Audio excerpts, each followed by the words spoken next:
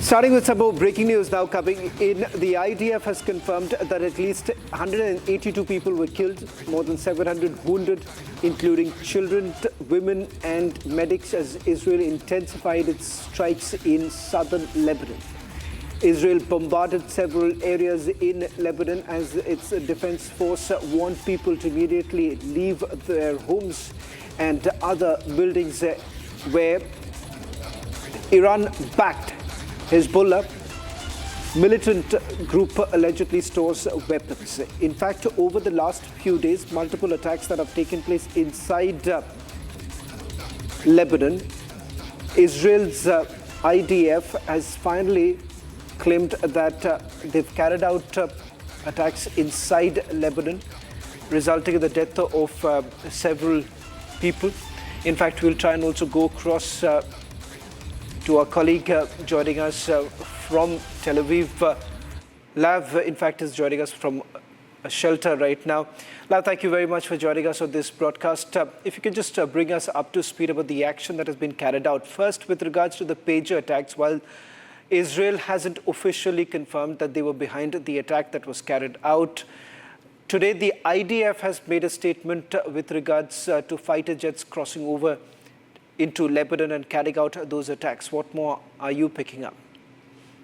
Okay, so Israel, of course, is not saying we did the pager and the walkie-talkie because there is no sense. Everybody understands it was our job. And in a way, I don't think that there is anybody who doesn't see it as in a crystal clear way. This is one. Second thing, for a lot of time, it was the Hezbollah who was fanning the flames in Lebanon and the Israel border. Right now, it is vice versa. Now, Israel is more assertive. Almost 200 people got killed. I guess the 182 is, we will see how the numbers are like jumping in a few hours. And for Israel now attacking not only the border, also attacking Baalbek, which is very far away from the border as far as Lebanon is concerned.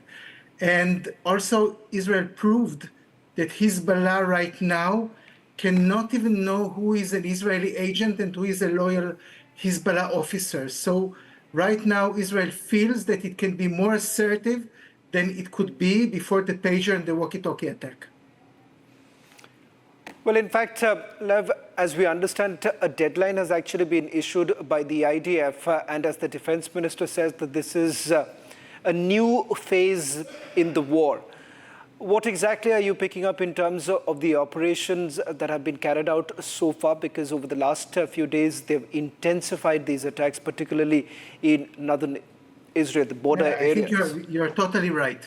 Look, since 2006, we had an agreement, the 1701. And according to this agreement, Hezbollah should go beyond the Litani River. Hezbollah was strong enough to violate this agreement, and their soldiers were on the Israeli border. I guess that until Hezbollah will not say that, okay, we are moving all our forces beyond the Litani River, the defense minister will not tell the dwellers of the villages and towns in the northern border to come back to their homes, because right now we have half black people on the northern border who do not live in their own homes. They live quite far away because of the war.